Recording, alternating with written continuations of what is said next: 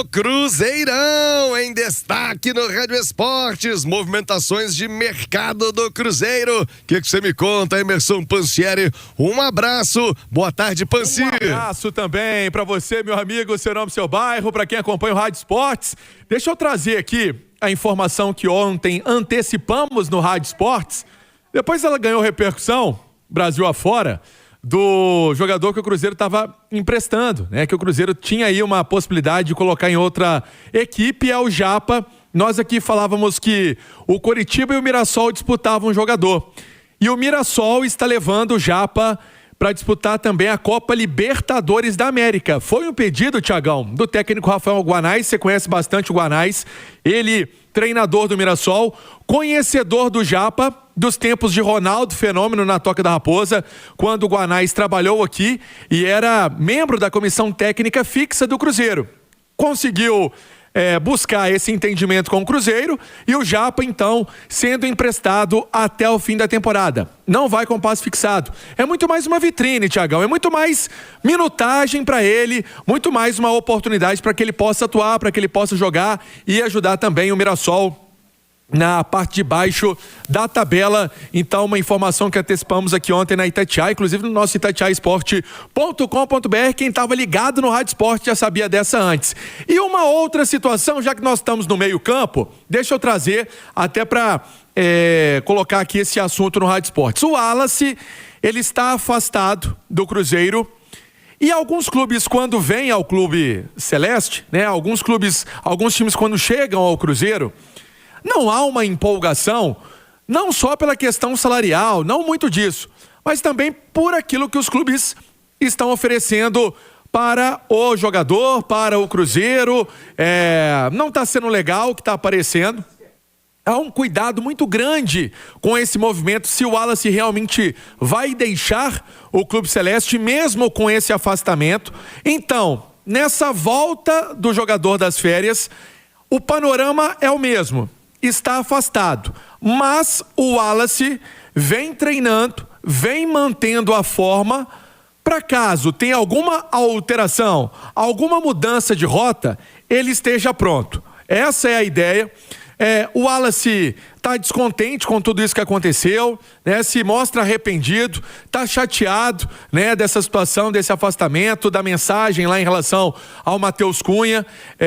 Está com muita vergonha em relação ao que aconteceu, mas está se cuidando, né? Está se cuidando caso essa oportunidade realmente mude de figura, se o Cruzeiro entenda que ele pode ser um jogador para voltar ao grupo, que se isso acontecer, ele precisa estar pronto. Por isso, na reapresentação, dia 22, mesmo sendo um jogador considerado no momento afastado, ele vai estar pronto do aspecto físico, caso o Cruzeiro mude de ideia, viu, Thiagão?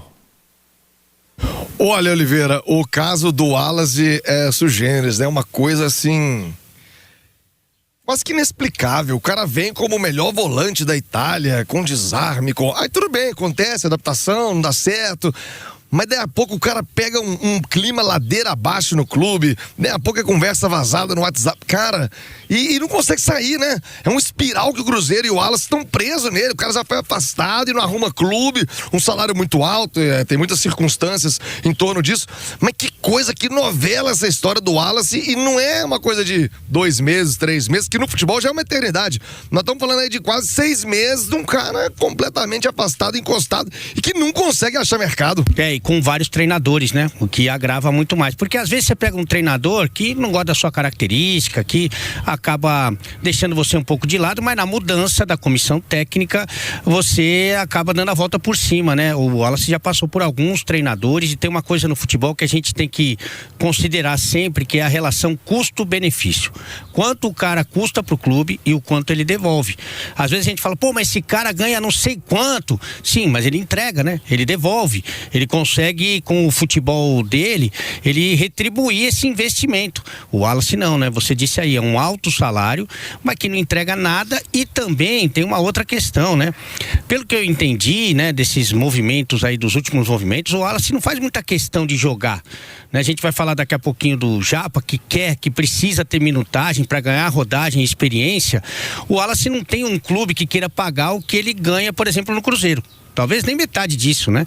E a prova que é confortável pra ele é que ele não abriu mão de nada, né? Porque eu não acredito que não tenha tido proposta pelo Wallace. Pelo amor de Deus, o cara, né, com a história dele, passagem de seleção brasileira, não encontrou no mercado do Brasil ou fora algo que minimamente o agradasse.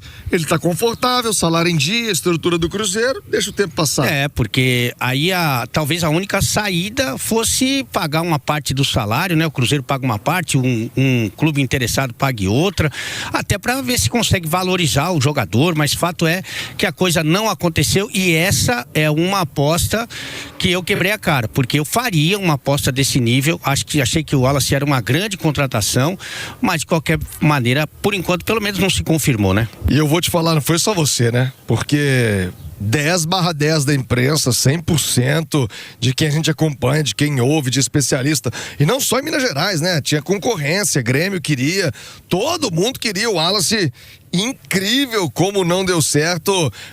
E aí aquela que a gente risca da conta da diretoria, né? Porque essa daí foi um erro do Wallace, não foi o erro do Cruzeiro, de quem captou, de quem avaliou, de quem negociou. Eu lembro sempre, acho que tá na lembrança do torcedor do Cruzeiro, aquela final da Sul-Americana, né? Ainda com o Fernando Diniz contra o Racing, que ele insiste, mesmo o Wallace muito mal, ele insiste na titularidade do jogador e o Cruzeiro, quando o Fernando Diniz tirou o Wallace, o jogo já tinha acabado, a final já tinha acabado e ele foi muito mal, né? É uma pena, né? É uma pena pro Cruzeiro, é uma pena pro próprio Wallace, que não é um jogador veterano, não é um jogador em fim de carreira. Ele ainda tem lenha pra queimar, mas pelo jeito não tá naquela pegada que você sempre fala, né? Na pegada do bambolê. Aqui tem que ser no olho do... Olhos de tigre ou aqui, Ice... Como é que é? Eyes of the Tiger. Eyes of the Tiger, olhos de tigre, pra quem não domina o idioma. Eu esqueci do meu próprio inglês, que eu só tinha 3 frases e esqueci uma. Que fase, Emerson Pansieri. Olha, enquanto tá ouvindo aqui inglês o tempo inteiro e não aprende nada, rapaz. É impressionante. Ô, Pansieri, o Alê não está em férias, está trabalhando muito aqui nos Estados Unidos, mas os jogadores do Cruzeiro ainda descansando. Como é que tá essa programação aí pro retorno aos trabalhos, Pansieri? Isso mesmo, Thiagão, pra eu encerrar aqui a minha participação. Segunda-feira, todo mundo volta aos trabalhos na Toca da Raposa.